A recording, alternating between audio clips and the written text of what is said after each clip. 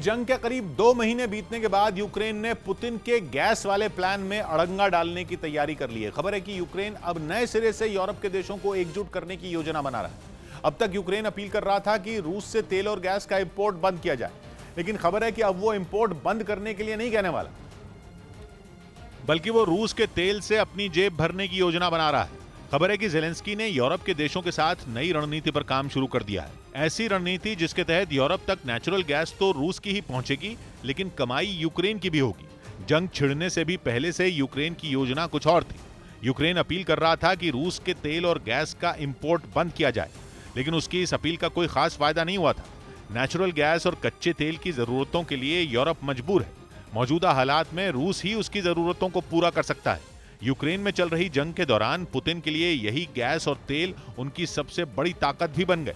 लेकिन अब माना जा रहा है कि ज़ेलेंस्की ने तेल और गैस के मामले में गेम पलटने की तैयारी कर ली है और एक ऐसा प्लान बनाया है जिसके तहत रूस के तेल और गैस से यूक्रेन की जेब भर सकती है। ज़ेलेंस्की ने इसके लिए यूरोप के कुछ देशों से बातचीत भी कर ली है और माना जा रहा है कि ज़ेलेंस्की के प्लान पर यूरोप के देश सहमत है। इसीलिए यूरोपियन यूनियन की अगली मीटिंग में उनके प्लान को एजेंडा बनाया जा सकता है। प्लान यह है कि यूरोप तक तेल और गैस पहुंचाने के लिए यूक्रेन के रूट का इस्तेमाल हो और यही मांग यूरोप के देश रूस से करें।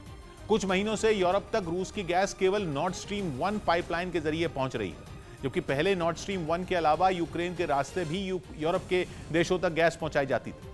लेकिन यूक्रेन का रूट इस्तेमाल करने के लिए रूस को पैसे खर्च करने पड़ते हैं। रूस को ट्रांजिट फीस के तौर पर भारी भरकम रकम यूक्रेन को देनी पड़ती है।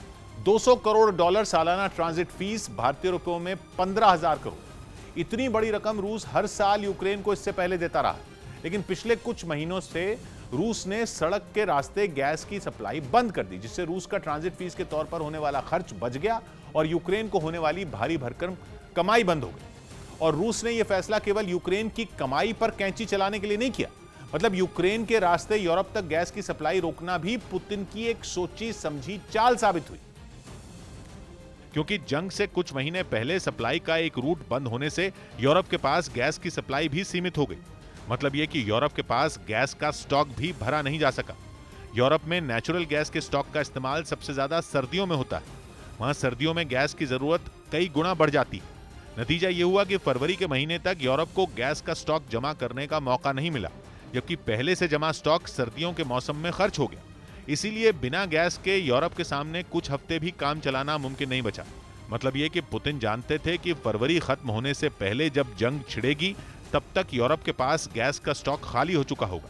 नतीजा यह होगा कि न चाहते हुए भी यूरोप को गैस रूस से ही लेनी पड़ेगी। दूसरी तकलीफ यह है कि यूक्रेन वाला गैस का रूट बंद होने की वजह से यूरोप अब भी गैस का स्टॉक भरने में नाकाम है। नॉर्ड स्ट्रीम 1 पाइपलाइन से गैस की सप्लाई उतनी नहीं हो रही जिसे यूरोप इस्तेमाल भी कर ले और जमा भी कर ले, जबकि नॉर्ड स्ट्रीम 2 पाइपलाइन तैयार होने के बावजूद जर्मनी ने रोक दी।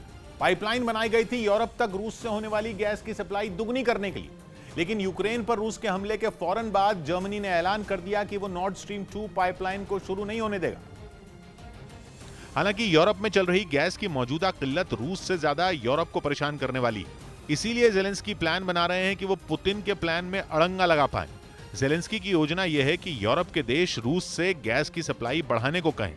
सप्लाई बढ़ाने के लिए रूस को यूक्रेन के सड़क वाले रास्ते का इस्तेमाल करना पड़ेगा। यूक्रेन की जमीन इस्तेमाल करने के लिए पुतिन को भारी भरकम ट्रांजिट फीस यूक्रेन को देनी पड़ेगी। मतलब यह कि रूस की गैस से यूक्रेन पैसे कमा पाएगा। रूस की गैस के एक्सपोर्ट से ज़ेलेंस्की अपनी जेब भर पाएंगे।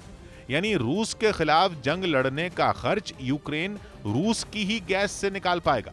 हालांकि ज़ेलेंस्की का यह प्लान काम करेगा, इसकी गुंजाइश कुछ कम है, जिसकी बड़ी वजह यह है कि फिलहाल तेल और गैस की डील में यूरोप मजबूर और पुतिन मजबूत है। यानी मोल भाव करने की यूरोप की ताकत नहीं है। अगर यूरोप की शर्त को पुतिन न भी माने तो यूरोप गैस की सप्लाई रोकने का जोखिम नहीं उठा सकता।